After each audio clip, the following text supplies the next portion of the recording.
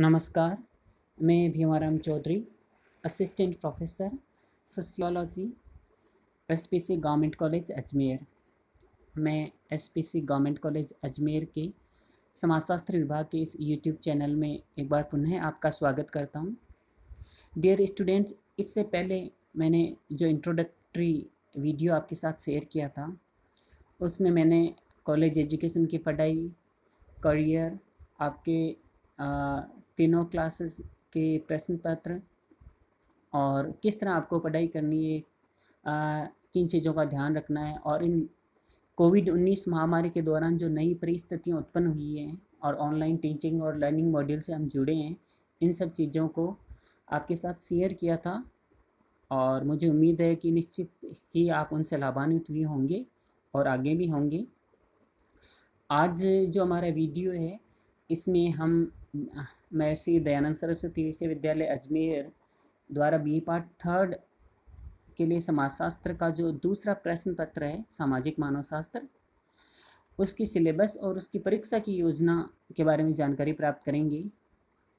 Dear students, आप जानते हैं बी पार्ट थर्ड में सोशियोलॉजी में 2 प्रश्न पत्र हैं। पहला प्रश्न पत्र समाजशास्त्रीय चिंतन की आधारशिला है और दूसरा प्रश्न पत्र सामाजिक मानव शास्त्र है। दोनों प्रश्न पत्रों का एक निर्धारित पाठ्यक्रम है जो महर्षि दयानंद सरस्वती विश्वविद्यालय अजमेर द्वारा तैयार किया गया है और विश्वविद्यालय की वेबसाइट है mdsuajmer.ac.in, उस पर उपलब्ध है और आप बाज़ार से भी ले सकते हैं। डियर स्टूडेंट, कोई भी काम है वो बिल्कुल योजनाबद्ध तरीके से, व्यवस्थित तरीके से किया जाता है तो उसमें निश्चित रूप से सफलता मिलती है। अनियोजित और अव्यवस्थित तरीके से कोई भी हम काम शुरू करते हैं तो उसमें काफ़ी कठिनाइयाँ आती है और उसकी सफलता है वो संदिग्ध होती है और वांछित परिणाम भी नहीं मिल पाते हैं।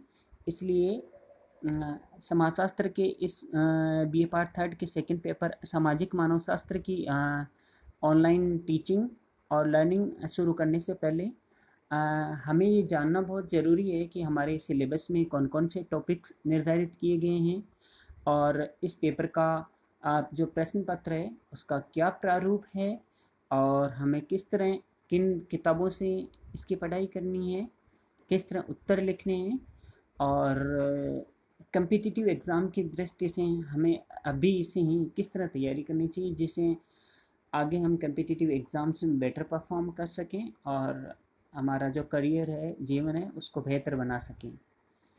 डियर स्टूडेंट, ये सब हम जानते हैं। शिक्षा का जो मुख्य उद्देश्य है वो हमें एक बेहतर इंसान बनाना, जागरूक और जिम्मेदार नागरिक बनाना और एक आत्मनिर्भर कुशल मानव संसाधन के रूप में तैयार करना है जो अपनी योग्यता और काबिलियत के आधार पर अच्छा रोजगार प्राप्त करके अपना बेहतर जीवन जी सके। तो इसलिए हमें सावधानीपूर्वक, ईमानदारीपूर्वक, निष्ठापूर्वक कठिन परिश्रम करना है। कठिन परिश्रम का कोई विकल्प नहीं है। काम चलाऊ पढ़ाई आपको काम चलाऊ सफलता ही दे सकती है। अगर आपको जीवन में नई ऊंचाइयों पर पहुंचना है, काबिल बनना है, सफल होना है, अच्छी जगह पहुंचना है, बेहतर उपलब्धि हासिल करनी है तो आपको बहुत कठोर परिश्रम करने की ज़रूरत है, अनुशासन में रहने की ज़रूरत है और अपने टीचर्स, अपने गुरुजनों के मार्गदर्शन के अनुसार ईमानदारीपूर्वक तपस्या करने की ज़रूरत है। हमारी जो पढ़ाई है वो किसी तपस्या से कम नहीं है और यही मानकर चलना है, यही हमारा जीवन है, यही हमारा भविष्य है तो निश्चित रूप से हम सफल होंगे। तो आइए चर्चा करते हैं जो आपका सिलेबस है इसके बारे में। डियर स्टूडेंट्स, बी ए पार्ट थर्ड के सेकंड पेपर सामाजिक मानव शास्त्र में आपका जो सिलेबस है यानी कि जो पाठ्यक्रम है उसको यूनिवर्सिटी ने 3 यूनिट्स में डिवाइड किया है, 3 इकाइयों में बांटा है। जो पहली इकाई है उसमें जो टॉपिक हमें पढ़ने हैं वह है सामाजिक मानव शास्त्र, इसकी परिभाषा, प्रकृति, क्षेत्र, जनजाति की अवधारणा, जाति व जनजाति, संस्कृति, संस्कृति का अर्थ, संस्कृति विकास के सिद्धांत, ये टॉपिक्स हमें इकाई प्रथम में पढ़ने हैं, और जो इकाई द्वितीय है यानी कि यूनिट सेकंड है, उसमें जो टॉपिक है वह इस प्रकार है: सामाजिक संरचना, विवाह, परिवार व नातेदारी, जनजातीय समाज में जादू व धर्म, आदिवासी आर्थिक एवं राजनीतिक व्यवस्थाएं। ये टॉपिक इकाई द्वितीय यूनिट सेकंड में हमें पढ़ने हैं।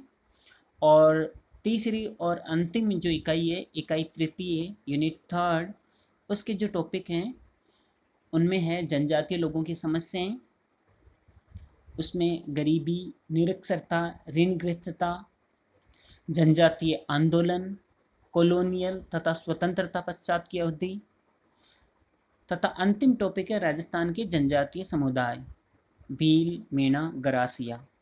ये 3 यूनिट्स हैं और इनके टॉपिक हैं। स्क्रीन पर आप देख भी रहे हैं।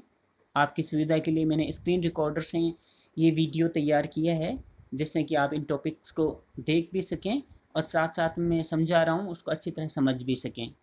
ये 3 इम्पोर्टेंट यूनिट हैं आपकी सिलेबस की, जिसमें अलग अलग टॉपिक है जिनको हमें पढ़ना है। और आने वाली वीडियोस में इन टॉपिक्स पर हम चर्चा करेंगे, डिस्कस करेंगे। आपके साथ इससे संबंधित मैटर है वो वीडियो लेक्चर्स और ई लर्निंग के दूसरी टीचिंग एड्स हैं ई टीचिंग के, उनके माध्यम से आपके साथ शेयर करेंगे। ये तो पाठ्यक्रम की जानकारी है। इसके साथ मैं आपको प्रश्न पत्र की जानकारी भी देना चाहता हूँ। देखिए, बी पार्ट थर्ड में समाजशास्त्र के 2 प्रश्न पत्र निर्धारित हैं। पहला प्रश्न पत्र सामाजिक चिंतन की आधारशिला है और दूसरा सामाजिक मानव शास्त्र है। दोनों के लिए 3-3 घंटे की समय अवधि निर्धारित है और प्रत्येक प्रश्न पत्र 100 अंक का है। और प्रत्येक प्रश्न पत्र को 3 भागों में बांटा गया है: ए, ब और श। भाग ए है, उसमें 10 प्रश्न होंगे। सभी प्रश्न अनिवार्य हैं और प्रत्येक प्रश्न के लिए 2 अंक निर्धारित हैं। इस तरह इस भाग के कुल अंक 20 होते हैं और इसमें जो उत्तर लिखने की शब्द सीमा है वह 20 शब्द है, यानी ये अधिकतम शब्द सीमा है। आपको इसका उल्लंघन नहीं करना है। अगर आपका उत्तर इससे कम शब्द सीमा में आ रहा है तो वह आप लिख सकते हैं। भाग ब है, उसमें कुल 5 प्रश्न होंगे। आपको आंतरिक विकल्प की भी सुविधा इसमें मिलेगी। यूनिवर्सिटी द्वारा निर्धारित सिलेबस में इसका विवरण दिया हुआ है। कई बार प्रश्न पत्र में ये देखने में मिलता है कि आंतरिक विकल्प नहीं मिलता है, लेकिन उसको लेकर आपको चिंतित नहीं होना है। यूनिवर्सिटी ने जो पाठ्यक्रम सिलेबस तैयार करवा रखा है उसमें इसका जिक्र है कि इसमें इंटरनल चॉइस दी जाएगी स्टूडेंट्स को, यानी कि अथवा का विकल्प मिलेगा। कुल 5 प्रश्न करने आपको, प्रत्येक प्रश्न के लिए 4 अंक निर्धारित है और इस भाग में के लिए कुल अंक 20 अंक हैं और इसमें जो शब्द सीमा है वह 50 शब्द सीमा है, यानी इसका उल्लंघन नहीं करना है आपको। भाग 6 है, उसमें भी 3 प्रश्न होंगे। इनमें भी आपको आंतरिक विकल्प मिलेंगे, यानी कि अथवा में प्रश्न मिलेंगे। प्रत्येक यूनिट में से 2 प्रश्न होंगे, आपको उनमें से एक करना है। हर यूनिट में से एक प्रश्न तय करके आपको उसका हल लिखना है।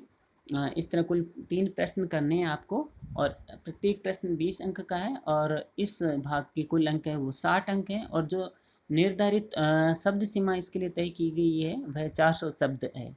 400 शब्द से अधिक उत्तर नहीं लिखना है।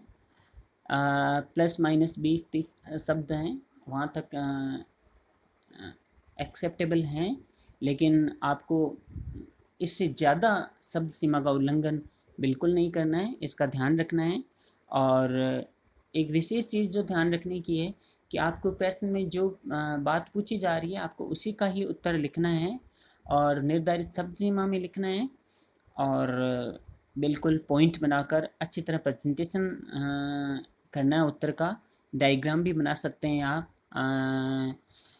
पॉइंट हैं उनको बढ़िया तरीके से प्रस्तुत कर सकते हैं। स्पेस छोड़िए, पैराग्राफ टाइप में आपको उत्तर लिखने हैं। जैसे 4 या 5 लाइन लिखी, फिर 1 लाइन छोड़ी, फिर 3-4 लाइन लिखी, फिर 1 लाइन छोड़ी, फिर 4-5 लाइन लिखी, फिर 1 लाइन छोड़ी, यानी कि आपका जो उत्तर है उसमें बीच बीच में स्पेस रहना चाहिए। बिल्कुल लाइन की शुरुआत से लेकर कॉपी के आखिरी लाइन के आखिरी हिस्से तक बिल्कुल नहीं भरना है। आपको बिल्कुल स्पेस छोड़ना है, व्यवस्थित तरीके से डायग्राम बनाकर, पॉइंट बनाकर उत्तर लिखना है। प्राइमा फेसी यानी प्रथम दृष्टि से अगर उत्तर को देखते हैं तो आपका प्रेजेंटेशन अच्छा लगना चाहिए। ये भी उत्तर लिखने का एक तरीका होता है और इससे आपको दूसरे स्टूडेंट्स की अपेक्षा बेहतर मार्क्स मिल सकते हैं। यानी प्रेजेंटेशन बहुत इंपॉर्टेंट है। साथ ही आपके उत्तर की गुणवत्ता भी आपको बनाए रखनी है और जो बात पूछी जा रही है उसी का ही उत्तर लिखना है, निर्धारित शब्द सीमा में लिखना है। तो ये मोटी मोटी चीज़ें हैं जिनका हमें ध्यान रखना है। इस वीडियो के माध्यम से मैं आपके साथ एक तो सिलेबस का जिक्र करना चाहता था, इसलिए सिलेबस के महत्वपूर्ण टॉपिक्स हैं मैंने आपको बता दिए हैं। प्रश्न पत्र की योजनाएं वह भी बता दिए। यूजी के 3 सालों के लिए प्रश्न पत्र का यही प्रारूप निर्धारित है और इसी के अकॉर्डिंग यूनिवर्सिटी है जो प्रश्न पत्र तैयार करवाती है, इसी के अकॉर्डिंग आपके सामने प्रश्न पत्र आएगा और आपको उसको हल करना है। साथ ही स्टूडेंट्स में आपके साथ इस पेपर से संबंधित कुछ पुस्तकों की जानकारी भी शेयर करना चाहता हूँ। यूनिवर्सिटी द्वारा जो निर्धारित सिलेबस है इसके लिए आपको जो संदर्भ पुस्तक पढ़नी चाहिए वह पुस्तक आपको बाज़ार से मिल सकती है। आपको इसके लिए सामाजिक मानव शास्त्र की रूपरेखा डॉक्टर रविंद्रनाथ मुखर्जी द्वारा लिखी पुस्तक पढ़ सकते हैं, जो दिल्ली का विवेक प्रकाशन है वह प्रकाशित करता है, अच्छी पुस्तक है। इसके अलावा इंग्लिश मीडियम के जो स्टूडेंट्स हैं वो an introduction to social anthropology नाम से पुस्तक है जो DN Majumdar and TN Madan साहब की लिखी हुई है, वह पुस्तक भी आप पढ़ सकते हैं। इसके अलावा इग्नू की बुकलेट्स भी मिलती हैं, अगर आप कहीं से इग्नू की बुकलेट्स प्राप्त कर सकते हैं तो वह भी आप पढ़ सकते हैं, उनमें भी बहुत ही अच्छी क्वालिटी का स्टडी मटेरियल आपको मिल सकता है। और अगर आप ज़्यादा चीज़ें नहीं पढ़ सकते हैं तो कम से कम सामाजिक मानव शास्त्र की रूपरेखा डॉक्टर रविंद्रनाथ मुखर्जी द्वारा लिखित पुस्तक है, इस पुस्तक को आप ज़रूर पढ़िए, ये आपके लिए पर्याप्त है। कम्पिटिटिव एग्ज़ाम की दृष्टि में ये बहुत उपयोगी है और आपके सिलेबस को पूरा कवर करती है और बहुत ही अच्छी स्टैंडर्ड और अच्छी क्वालिटी की पुस्तक है। ये मोटी मोटी जानकारी मैं आपके साथ आज इस वीडियो के माध्यम से शेयर करना चाहता था। अगली वीडियो के अंदर हम आपके 2019 और 2018 की परीक्षा के प्रश्न पत्रों का जिक्र करेंगे। थैंक यू, धन्यवाद।